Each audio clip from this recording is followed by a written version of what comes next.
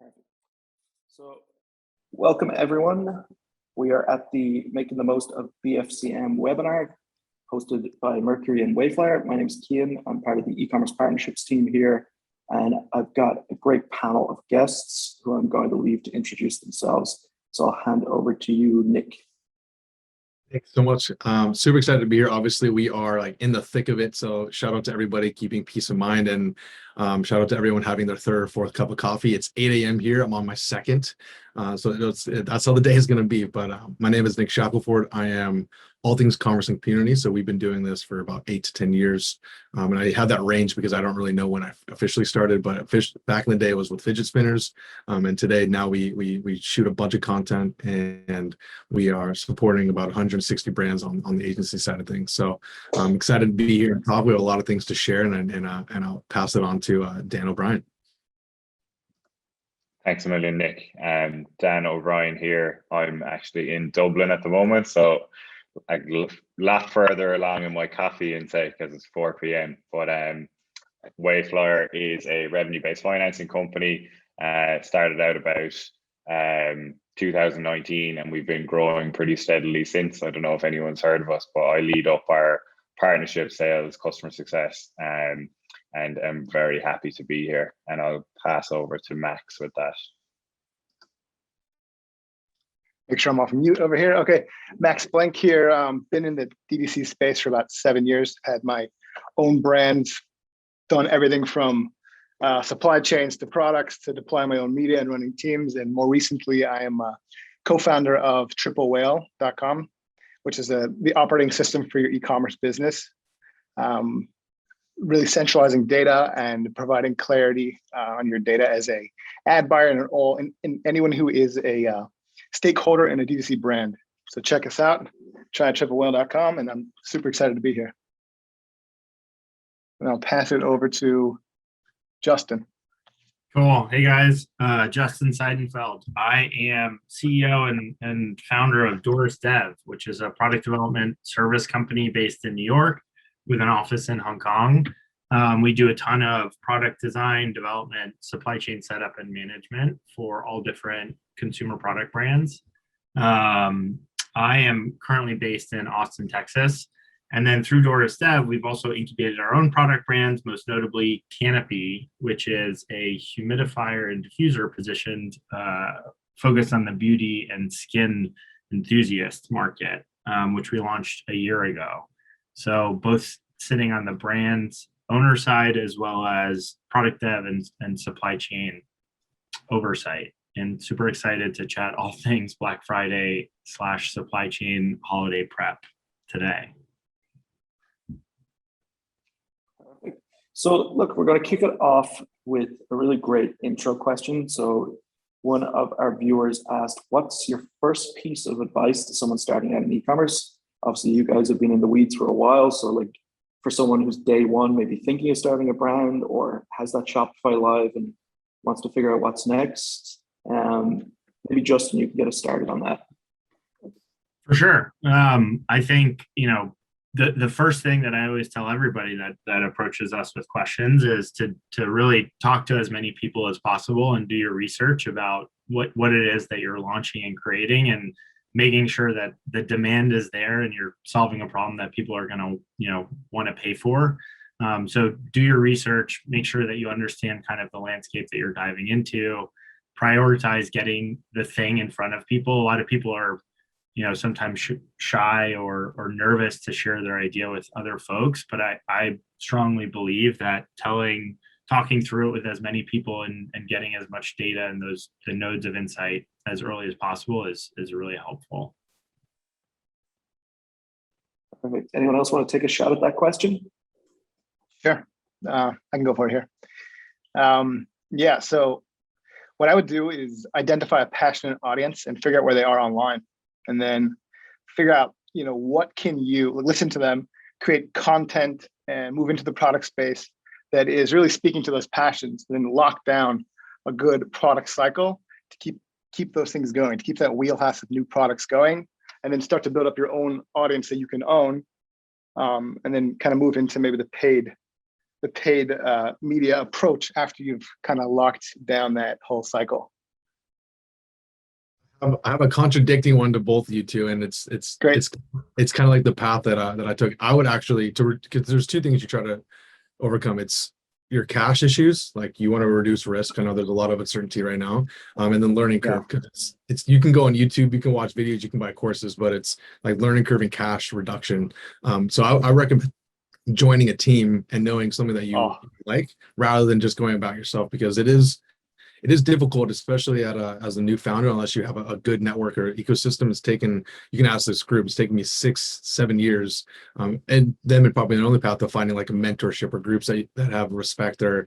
Because oftentimes you have people that are super far along and you can't really relate to their path, versus those that are like maybe 3 years, 2 years ahead of you. And that way you can go, I understand where they're going with their career. So find a team. And oftentimes you might not know what you like. You get into it. And I've seen so many marketers and brands going like, dang, I ordered a bunch of inventory. I don't care about this product and now I'm stuck with it. So I would try and get your beak wet a little bit by trying out with the team and then going, okay, I enjoy this part of it. Because you might find out you like product, or you might find out that you like just the market, or you might find out you like making content. So I love that reduction of risk. That's I'm a very dividend type of stock kind of guy. Nice.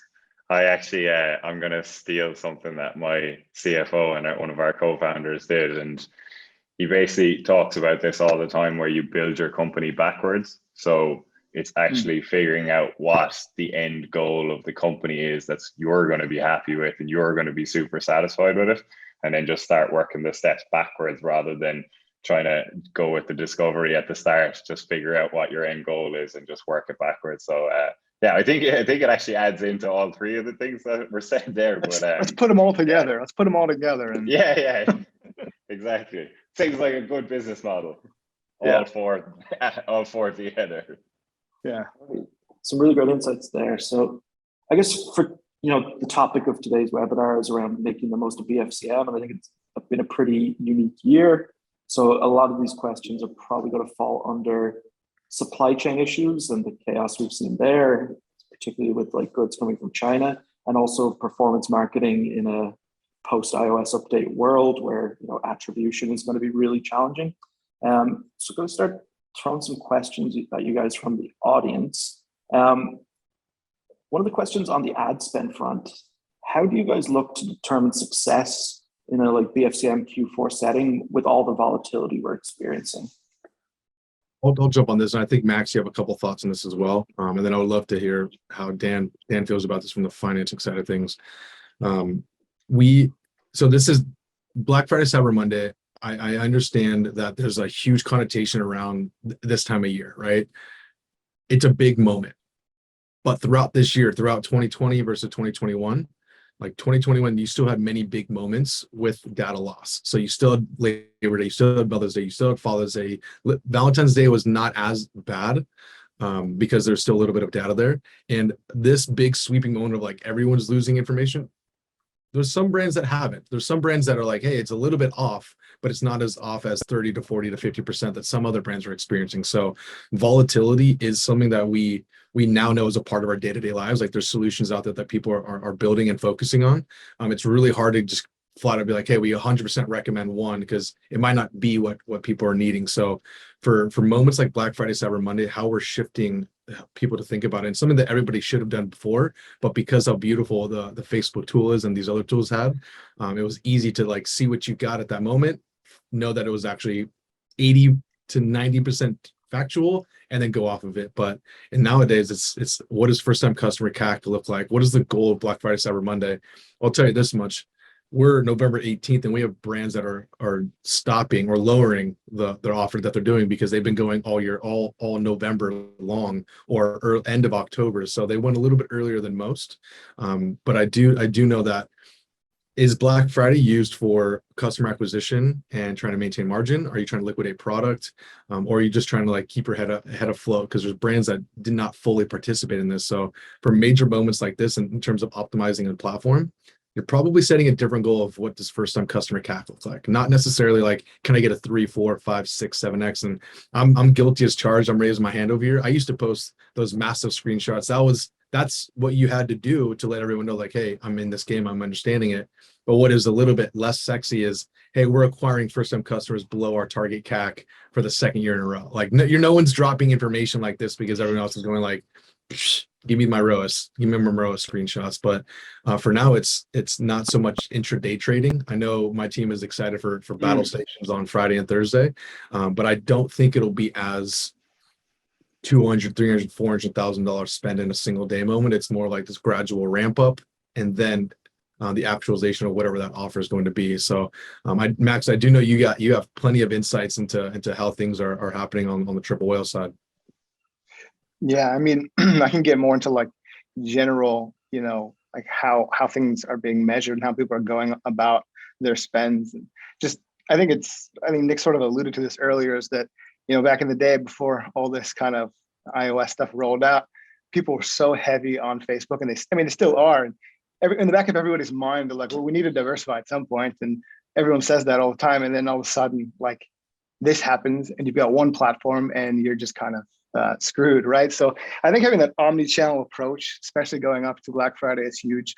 I also think leaning into existing lists and customers is paramount. Like, you'll be surprised how much existing customers who like you will come back and spend on that day. So leaning into that, and then also really thinking into the future too. Like, what will these, if I am spending a lot, if I am in a position where my LTV or my AOV is high enough where I can actually weather these storms where it's so saturated and expensive, how can I grab these new customers and bring them back throughout the year and use this as an opportunity to really pivot that growth? So, really having an omni-channel approach and having a visibility. So centralizing data as much as you can, having one platform that has channel metrics. And I think the biggest message that I've gotten, and I wish I would have internalized in some of my experiences, is don't be a one-trick pony when it comes to an ad channel, and just be omni-channel. And it's time to start to really understand cohorts, understand customer lifetime value. There's a lot more to go into here. Kind of spinning my wheels right now. And there's more. We can kind of open it up to a conversation if we wanted to, but there's a lot. There's a lot here, guys. When you're talking about the cohort analysis, when you talk about how important that is, are you breaking down, would you be advising people to break down different segments for just Black Friday specifically, or are you trying to get them to break those cohorts down far into the future for that increased LTV? Yeah, I would say if you could do it like both. Like, obviously not everyone who is spending at the velocity that they are during Black Friday is going to be doing that throughout the year. And maybe some people are only buying during that time of the year, although it's becoming less and less common. But I'd say just being able to get as much granular data on customers as possible is becoming more and more of a thing. Like, I think gone are the days of broad, super, super broad audiences. Like, I think maybe on the acquisition side, you still could do it if you can weather the storms with LTV and your AOV being high. But as things get more tight and you're diversifying to more places, being able to send specific messages at specific times to the right people is going to be more and more paramount. So I would say do both. Yeah. So one of the areas we're definitely seeing a lot of conversation is supply chain. And, we have people looking at scenarios where it's like, if Black Friday is just a blowout success for us, how do we have anything to sell through the rest of Q4? Is there anything people should be looking at in terms of optimizing supply chain to try and get some benefit speed-wise and like getting product on the ground here? For Justin, like, when do you see things returning to normal, if that's at all short-term, long-term? And, even looking out to next year, what should people be doing to get ahead of this situation if it does continue? Yeah, for sure. Just to answer that last bit first, which is I've been trying to prognosticate when things are going to normalize for the last 18 months, 24 months, and have done a really poor job on that. So I don't think anybody has a really great crystal ball to figure out when things will normalize, but we can keep hoping. And there's definitely, hopefully, some moments going into 2022 when, we can say on the near-term horizon, there should be some moment of the ability for the pendulum to slightly dip back to some semblance of normalcy. But in general, what I would say is, going into Black Friday, going into Q4 and holiday, supply chains across the board, both from a manufacturing perspective, with what's going on in China with electricity outages, rolling electricity outages across the country and labor shortages.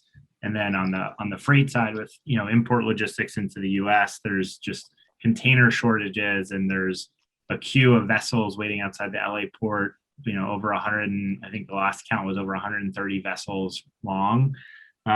It's just been a complete nightmare. Unfortunately, there aren't many silver bullets to, what you can do. But what I would say from a outwardly customer facing perspective, what brands should be doing is being really proactive and honest and upfront with their customers about what they're experiencing and what customers should be, expecting going into holiday.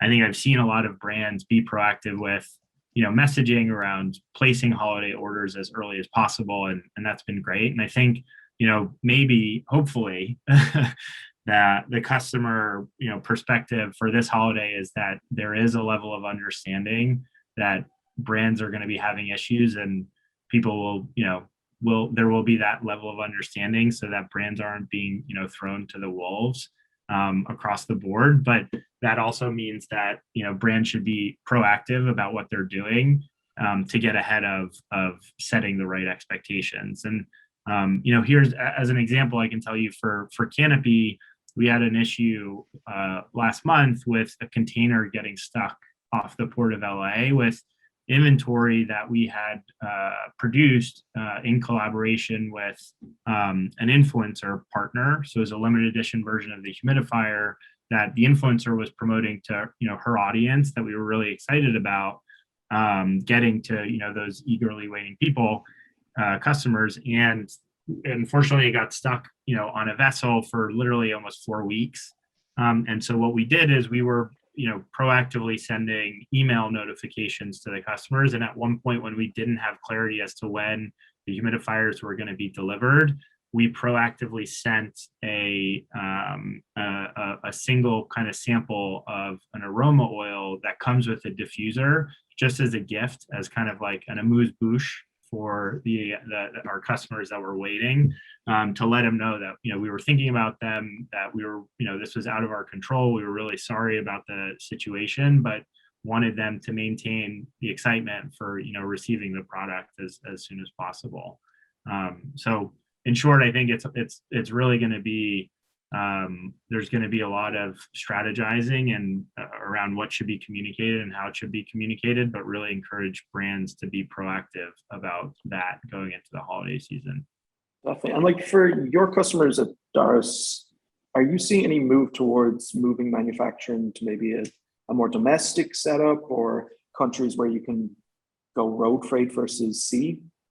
Yeah, no, there's definitely over the last 2 years, really, and even before then, there's been a big push to try and explore onshore, nearshore production. And in some instances that can work, and we're, we definitely want to be able to lean into that when it makes sense. A lot of the brands that we work with on the Doris side are new brands. They're nascent brands. A lot of them are, pre-revenue, pre-launch, or in the first few years of, of their life cycle. And it gets really hard to find manufacturing partners that are okay to be super flexible or come in with like a lower engagement or expectation of engagement regarding like production volumes and setup costs and things like that. So it still is really challenging for a lot of startups for durable products to find manufacturers, in the States or near shore. But we're always looking, and it's top of mind as like the global, manufacturing and logistics situation doesn't necessarily seem to be getting better. It's something that I think we're going to continue to be pushing for. And on the marketing side, guys, like for these brands who maybe have a really great weekend coming up, and by the end of it, inventory is looking pretty lean with no re-up in sight, like what should they do? Should they just pull back? Are there things they can do to still bring in revenue, maybe with digital products or alternative kind of products? What are you seeing clients do? Yeah, we have a couple comments on this. Is like, I think the shift towards being more like a made in America. I think that is a big trend that we're seeing. It's something that they're being very proud about and vocalizing. I think this is during the seasons where your retention marketing team and your SMS team really earns their bills. Like the over communication and the content side. We had a really smart friend when we sat down and talked a couple weeks ago. He was like, each brand is essentially a media company, and the way in which that they exchange cash from you is the product in which they buy from you. So this is the time where you really look at your content marketing, you really look at your retention marketing as just like open communication. The amount of times that I've gotten a couple emails, and I'll try to pull examples specifically and share it, but there's pictures of freights falling off boats and going like, well, that was your order, like and it's because we all see it, like it's public information. It's not just us as the brand owners or the agencies or the marketers or the tools in it. Everybody, it's on the news. You turn it on, you see it right there, right? I'm in Orange County, so I can look out my window on a clear day and see the boats. So it's not an accident. So it's really there. So I think now is the time of over communication, and the tactics that we're seeing is this is gift card time. This is getting a little bit of cash coming in, and offering. There's a lot of tools out there, so I won't recommend any specifically, but there's ways of including this in an offer that allows you to get that cash now, and you essentially are acting like a little bit of a bank account, right? They're going to keep the cash, so you get to play with it. And we've seen smart brands launch a secondary product around Black Friday, Cyber Monday on Kickstarter or Indiegogo, right? CrossNet just did this with the brand new product drop. So they're looking at it, and he was very upfront. He's like, listen, we know we can't get this product. Like, we're about to potentially go into another Chinese New Year where they're having rolling blackouts, and we have to maintain. So there is a little bit of FOMO of selling out. There's a story that could always be spun. So I do believe that you have to hold inventory for January, February. You can't go all out on this stuff because you don't want to just be dead on the water. And I also think if you are a singular product winner, or if you are an 80-20 percentage and majority of your reps coming from a single product, it's on your product dev team to like what secondary complementary products we can get up and running. Easier said than done for sure. But I think this is what we've seen in 2021 is you can't be relying on a single channel, you can't rely on a single product, and you can't be relying on acquisition specifically to continue to grow the company. So all those combined to say, you have to actually be a business nowadays. Yeah, and I think even you have to quantify what the out of stock price is. Like how bad is that for your brand when someone goes to decide and you're out of stock? So price of goods, price of air freight, things like that are obviously skyrocketing, and it is expensive. So you really have to weigh up, like, am I willing to take a hit at the moment to make sure that I'm not going to be out of stock? And it's the same with sourcing locally. Like, if you have to pay extra for it, or you have to launch that second product and you're unsure about the numbers because it's negative on your P&L, but it's really weighing the cost of what a hit to the brand takes from having out of stock stuff on there. Definitely. So one of the questions we've gotten here, which is kind of an interesting one, what are the best opportunities you see for next year to start a business in the e-commerce space with limited capital? So I think you guys speak to tons of different clients, some of them different life stages. It'd be great to know, like, where do you see big opportunities for next year? Yeah, I can start that off. So a few thoughts here. I think there's a huge, I mean, there already has been, but even more and more because of all the madness going on with media buying right now, but really leveraging influencers, and specifically influencers that are legitimately passionate about what you're doing, and having them being that megaphone for your brand as you're building things, as you're getting things going, I think is a huge opportunity there for brands. And yeah, just even on the software side, there's a lot of cool softwares coming out that will help you manage influencers and really see if you can turn that into a meaningful place to get exposure. I think is a big opportunity coming up. This entire webinar could just be on this stuff, and I would go off. So I had to really be succinct on this, and I really be thoughtful. Specifically, a brand that can afford a CAC, or first-time customer acquisition, between $40 to $60. I think $40 is still pretty low. I think right now what we're seeing at any sort of volume, I'm saying $50 to $100 to $200,000 in any sort of acquisition spend, their acceptable CAC is right around the $50 to $70 mark. which means AOVs are probably around 100 to 150 if you're just trying to operate out of two. I'll put that out there right now. Brands that make most sense for us, or products that we're like, hey, we can come around it, we can invest cash, we can invest capital, we can invest time and effort. They probably have a repeat purchase rate within the first 60 days of at least twice. That's most likely in a consumable space. That's most likely in a cosmetic space. Individual products. We have a fantastic product. It's called Grill Rescue. It's a grill cleaner. Very difficult to get multiple of those purchased, except an element of that is able to be repurchased on it. It's tough to get them to come back on unless you have a really dialed in marketing effort there. So I think next year, what's going to be very, very needed is looking at brands like Posh Peanut or Myavi, where they have the ability to introduce a brand new limited edition, a brand new collaboration, a brand new color drop, and it's training the consumer to come back on a consistent basis.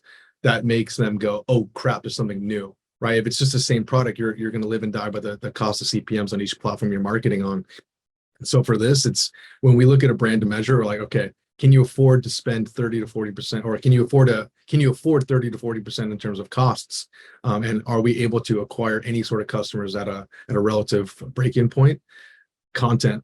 You're going to spend so much money on hiring people outside of your business that you have to invest the time, and it's not easy. Like I'm not saying that like, oh yeah, you can go do this tomorrow. It's going to take time, but you do need to lean on the content creation within your team, because you're going to be spending anywhere between $3,000 to $15,000 hiring various agencies and marketing tools and influencers, etc. That you have to own. You have to own that narrative and that story consistently, even if we could talk about like what does that internal team look like hire next time on you guys' next webinar. But it's important to know that the content will make or break it more than it has ever done, because of the lack of insights you get on platform around key specific metrics. And lastly, I think the opportunity to really win with less production type content, very, very community driven, very Facebook community driven, because it's being prioritized in people's feeds. What does that community manager look like? So I would drive deeply into community, deeply into repeat purchase rate, CACs above 40 to in the 40 to 60 range, and then AOVs in the 100 to 150 range. Cool. And I'll give my 2 cents just from a product category perspective going into next year. We've seen, I'd say there's maybe two dimensions of note or that are interesting. One is there's been a huge surge of interest and growth in overall kind of the personal care, beauty, skincare category. Overall, there's just been a huge amount of energy and excitement from consumers. And so I think there's a lot of opportunity there, because everybody, is looking for different things for their specific needs. And what's nice about the category too is if you find the right partners, meaning production partners, fillers, things like that, then the setup costs and the development costs, you can potentially keep them fairly small and get to market in a pretty reasonable amount of time, versus like a durable good where you have to invest in tooling and setup and high MOQs and things like that. And then the other dimension is that consumers are all demanding and expecting now that brands are leading with sustainability as a core premise, to everything that they're doing as a business and the products that they're offering. So really making sure that you are baking that into the product and the brand ethos is really important. And I think there's a big opportunity there. So something at the intersection of those two things, I think will be very, very compelling going into next year and beyond. Yeah, and from a financing perspective, what I would say to anyone starting out is once you get that kind of product market fit, your most expensive capital is your equity as you grow. And it's something that if you're going to consistently have a treadmill on your cash flow where you're ordering the same things over and over, which means inventory or ad spend, equity will be very expensive, and you'll have to keep going back for equity every time you need to order a big inventory order, and those inventory orders should be going up as you grow. So making sure that you're going to the right partners, like what Justin said about finding the right partners on the product side, making sure that you have the right partners on the financing side, so you're actually paying a fee, which is cheaper than giving away a portion of your company every time you want to go get inventory or ad spend. it's usually when you see these brands and they're growing fast, like the faster they grow, the more short the gap between an inventory cycle is. And we have customers that order inventory every 2 weeks. They're massive orders, and that's where you're going to get to as long as you keep rolling that treadmill. Yeah, I think a lot of times in the DTC spaces, there's not as much focus, or at least like outwardly conversations about financing and things like that, and understanding your cash flow and your cash turnover rates and reorders and things like that. And from my experiences running businesses, the amount of time I spent just trying to understand my like repurchase rates with my Excel sheets was just like mind numbing. And it oftentimes, they're just, you led me to like dark places when it came to cash flow. And so I couldn't agree more with a lot of what you're saying. Yeah. I think like 100%. a bunch of the points you guys rose there, like have some follow-ons on my side. Nick, you were talking pretty heavily about cost of acquisition. Are there channels you're exploring where you're seeing maybe a little bit of an easier time finding that cost of acquisition at a good place? We're seeing a lot of people talk about TikTok as an ad channel that they want to scale, or like potentially even Pinterest, or people going really old school and going back to billboards. Are there any channels where you're just excited about the prospects there?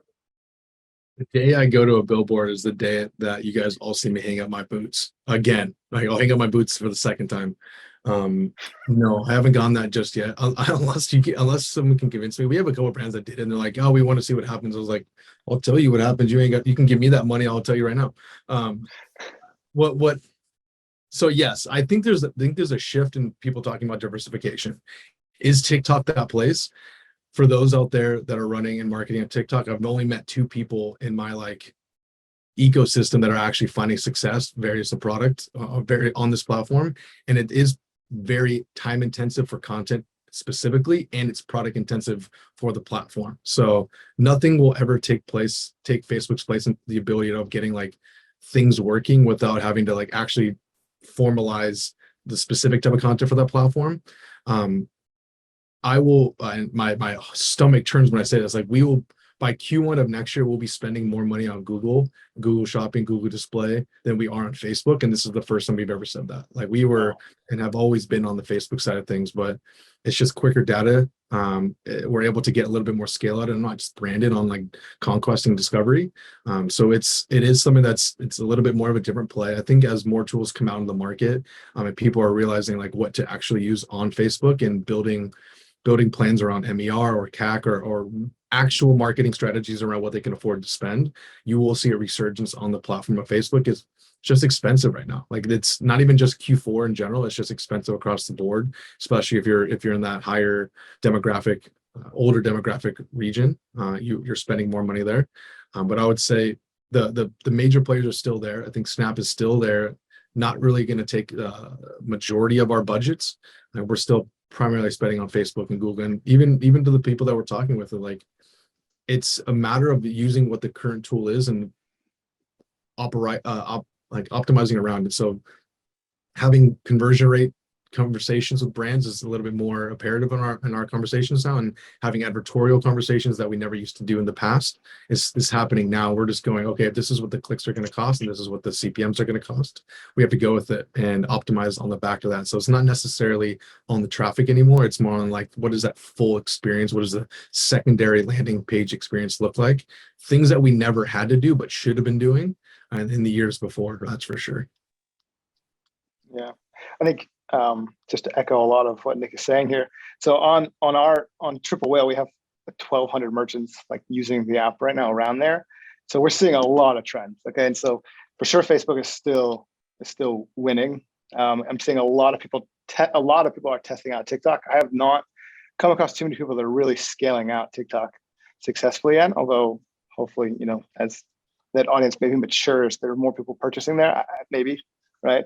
An interesting note, some of the bigger brands that I've spoken with are investing in podcasts, which is interesting.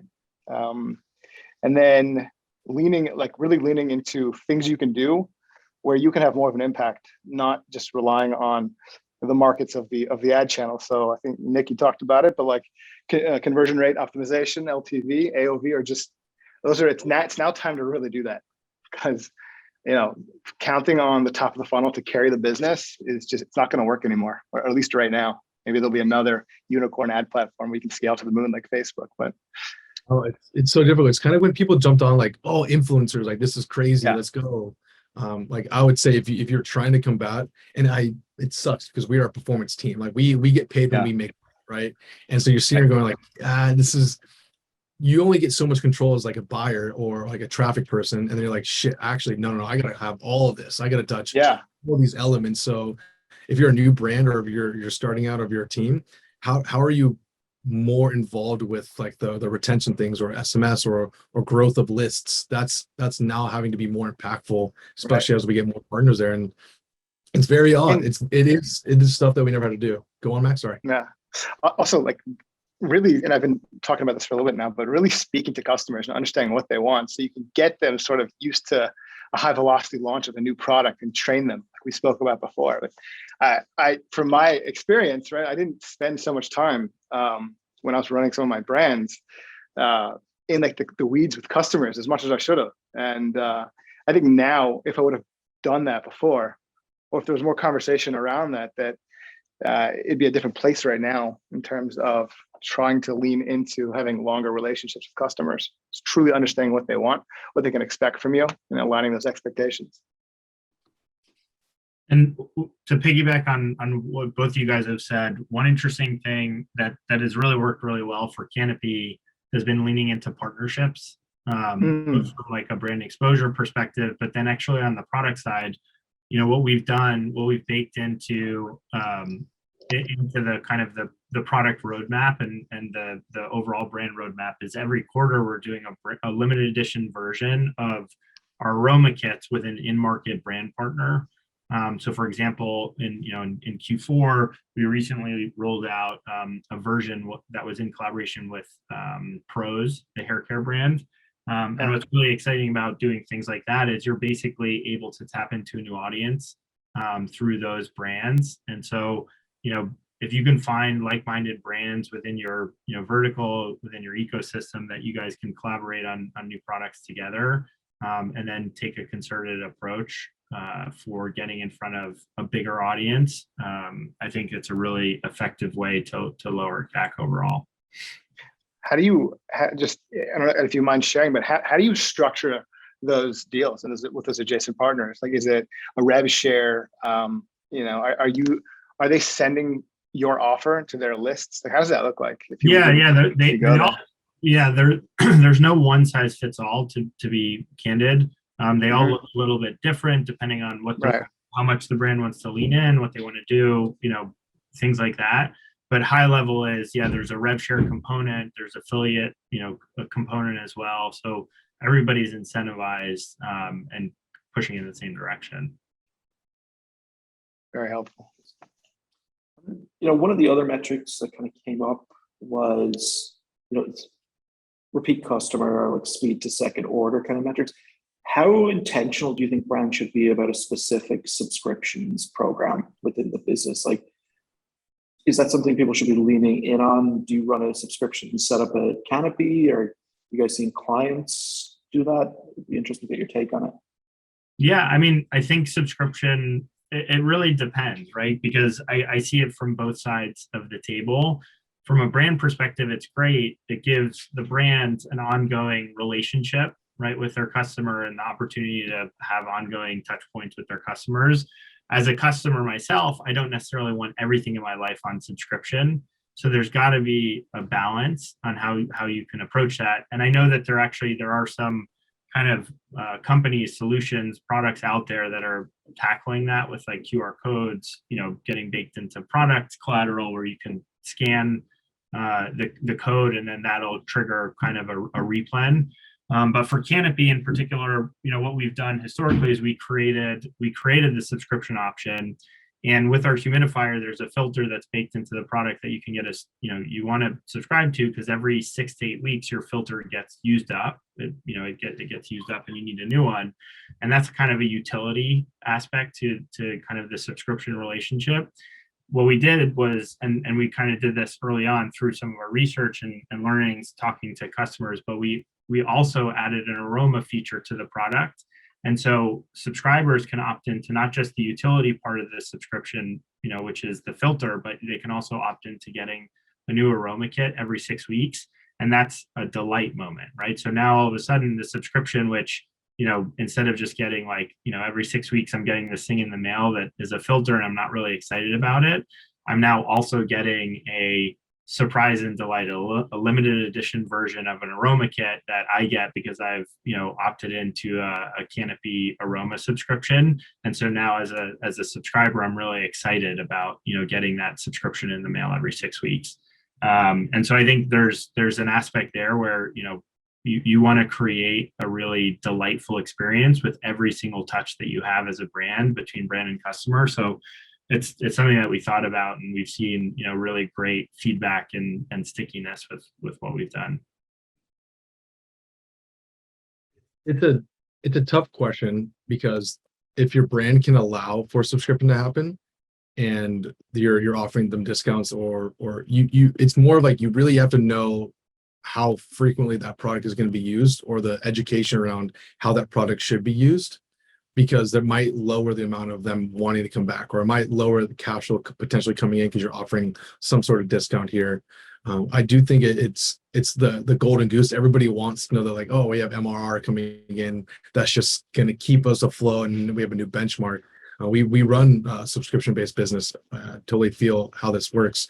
But if there's a lack of initial purchase or a lack of initial product consumption, you might not know exactly how frequently you should be sending them out. There's a brand, and the meal delivery services really nail this stuff down, because that's their goal. They want to keep you there as long as possible. They have to come up with new stuff.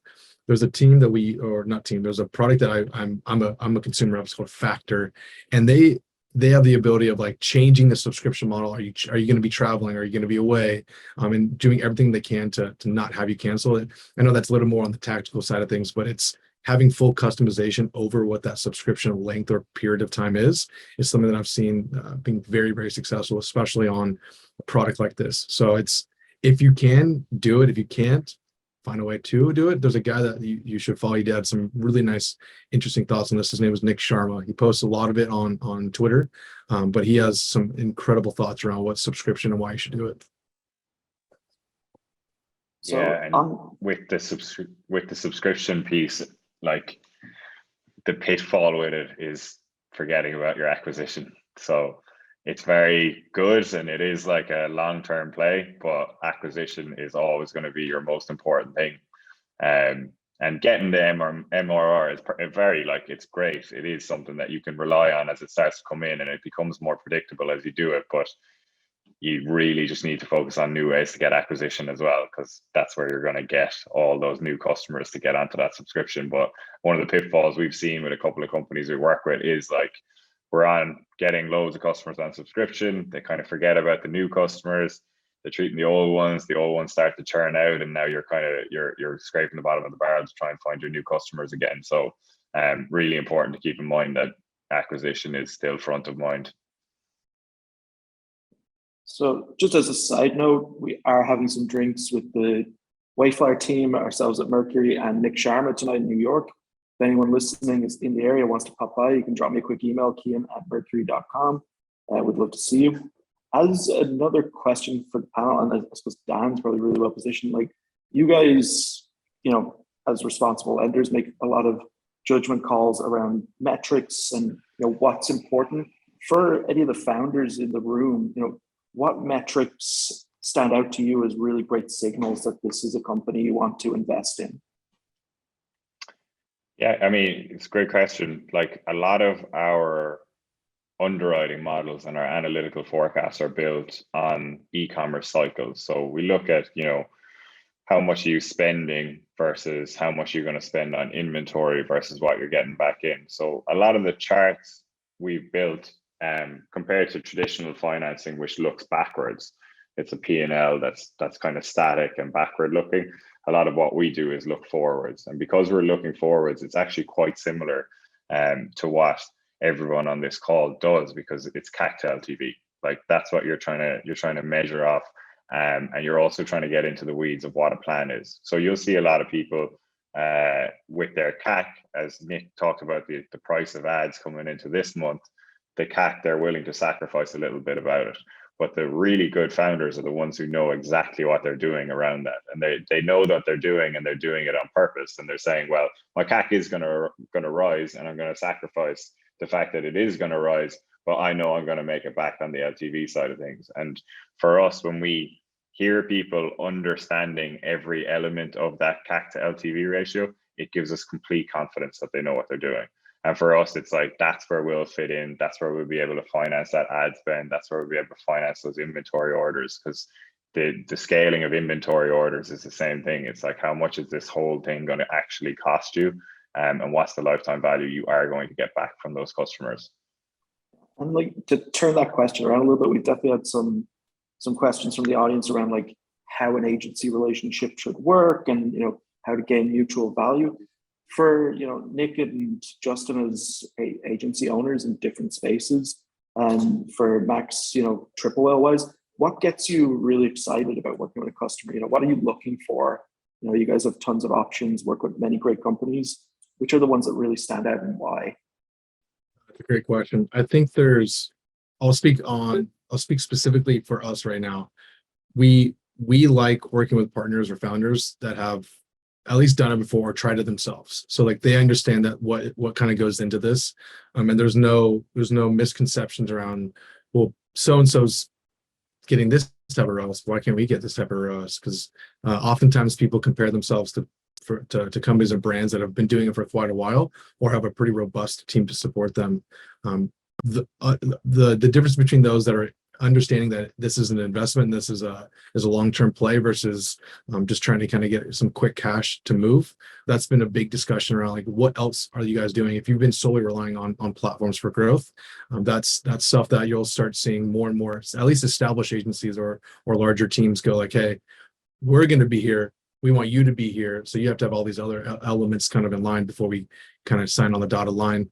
And then finally is the willingness to come into collaboration, right?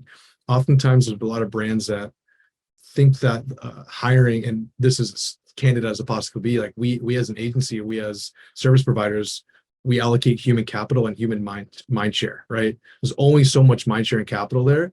You're gonna get more brands, or you're gonna get the love and tender care from very, very smart people if you are kind and willing to collaborate, right? Like versus being standoffish versus being any sort of I don't know how to even word it, but if you're in a position to wanting to collaborate and wanting to build with others, that's really easy to see early on. So coming with those understanding that everyone's trying to do their best or wanting to do their best, and it's not easy for everyone, is probably the easiest way of going about finding new partners on my end.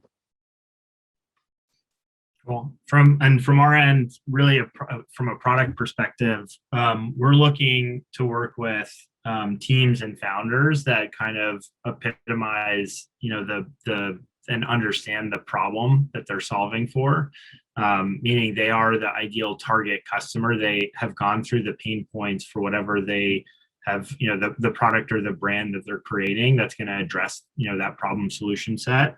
Because otherwise, a lot of times people come up, think they've come up with a great idea, but if they haven't experienced the pain points or really understand it and eat, sleep, breathe it every day, then there's going to be issues or perspectives or things that they just, won't account for up front, or they won't have the perseverance to like muscle through all of the hardships and frictions that they will experience bringing something new to market. And then the second thing that we always look for is really around innovation of product design, utility, materials, approach, really just newness around how the ideators, the team is thinking about bringing something new into the world. We definitely, don't want to be working on product brands that are just, taking carbon copies or Me Too approaches to stuff that's out there. Because it's challenging firstly, but secondly, we like diving into something innovative or new and kind of figuring out the problem solving aspects of doing that. So those are kind of like the big 30,000 foot pieces of criteria that we think about from a product approach. And then over to Triple Whale. So being a SaaS company servicing D2C, which is the space where I really come from and know and can understand it from the owner operator perspective. So the ethos of our company that we just have been running with is really empowering the founders and the team behind that brand to help remove some of those repetitive work around getting the data and reporting the data so that they can then focus on the actual items from the data, right? So that's something that we can really work with any type of business, but working with people that, they need to make a lot of decisions every day, and we only have enough brain space to make a few really good ones every day. And so our job is to really focus on how can we make that as easy as possible, knowing the amounts of data that are out there and the lack of visibility as well.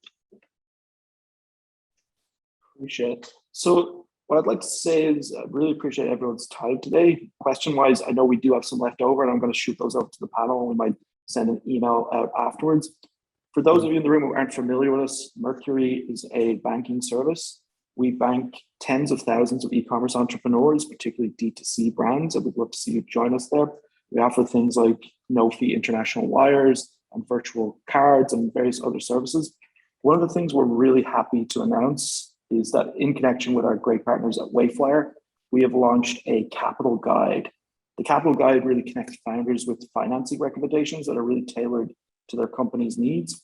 We'll have a link in the chat window, but if you're a Mercury customer, you're going to be able to go in your admin, run through and get connected with the right lender from a variety of different options, including our friends at Wayflyer. Anybody wants to talk to us, you can hit me up, Cian@mercury.com, or go to mercury.com/ecommerce. For all the other panelists, how can anyone in the room get in touch with you if they want to connect or talk agency or talk software? For me, email is probably the easiest, Justin@Doris.dev.com. Yeah, same email for me, dan.o'brien@wayflyer.com. The same for me, email, Maxx, MAXX@triplewhale.com. Twitter, I am Shackelford. Thank you very much. Thank you. Look, guys, really appreciate your time. Really appreciate your expertise today. As I said, all the contact details are there. Everyone's going to get a follow-up with the webinar recording. If you want to speak to any of the panelists, we can route you through. But look, we will move onwards and upwards and on to the next one. Best of luck, everyone. Thank you very much. Cheers. Thanks a million. Thanks, guys.